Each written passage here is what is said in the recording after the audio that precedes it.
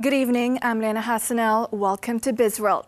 The Inland Revenue Board, IRB, expects some 4,000 companies will be the first group involved with the E-Invoice implementation starting June 1st next year. According to IRB CEO, Datuk Muhammad Nizam Sairi, the pilot project is expected to be implemented by March next year, involving businesses that are ready with the new tax payment system. Kita dalam proses pembangunan infrastruktur e-invoicing ini sekarang dan mengharapkan pilot ataupun ujian awal akan boleh dilaksanakan seawal Mac tahun hadapan. Yang Jun 2024 itu telah mula fasa pertama di mana perniagaan-perniagaan yang turnovernya 100 juta ringgit ke atas akan diwajibkan. He also noted that IRB is engaging with various parties to receive feedback to ensure the smooth implementation of the new system. E-invoice implementation is expected to improve the efficiency of business operations, simplify record keeping, and reduce tax compliance costs.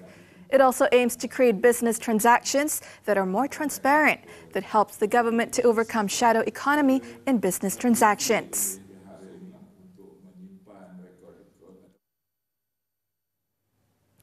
Lembaga Zakat Selangor, or LZS, recorded 1.05 billion ringgit of zakat distribution for 2022, the highest since inception. This is an increase of 13.8% from the previous year and has benefited more than 350,000 recipients. Now it's 1.05. Our target is to hit 1.5 by 2025. And looking at our target so far, our April collection so far, alhamdulillah, is on budget. The successful zakat distribution was made possible due to an increase in zakat collection, which saw a 7.5% growth. This was primarily driven by digital payment channels, where debit and credit cards saw 170% utilization rate. Tan Sri Said also announced that LZS will increase its Had Kifayah rate to 2,990 ringgit from 2,734 previously starting July.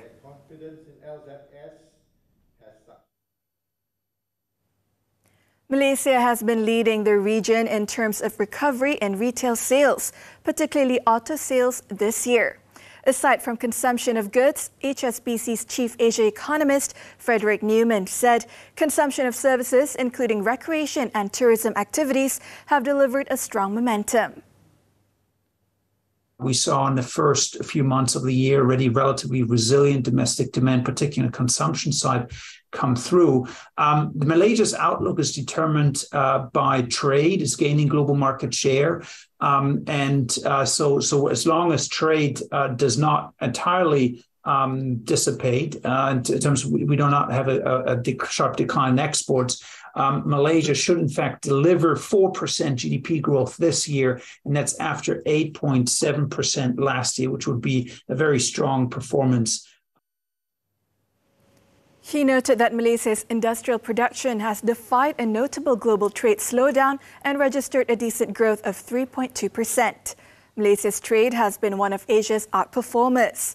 However, he cautioned that Malaysia will not be insulated from intensifying trade headwinds, where it saw its first year-on-year decline in 31 months in its March export data.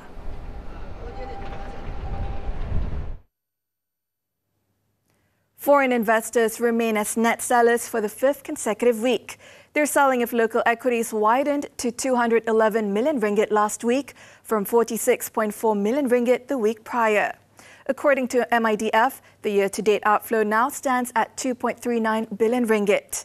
The research firm highlighted that three sectors saw net foreign inflows, namely transportation and logistics, technology and healthcare.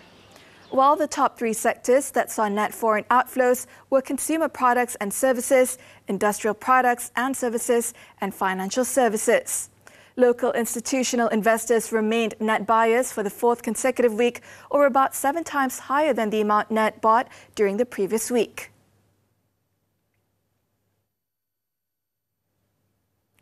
That's all the time we have for Bizworld. I'm Liyana Hassanel. Thank you for investing your time with us.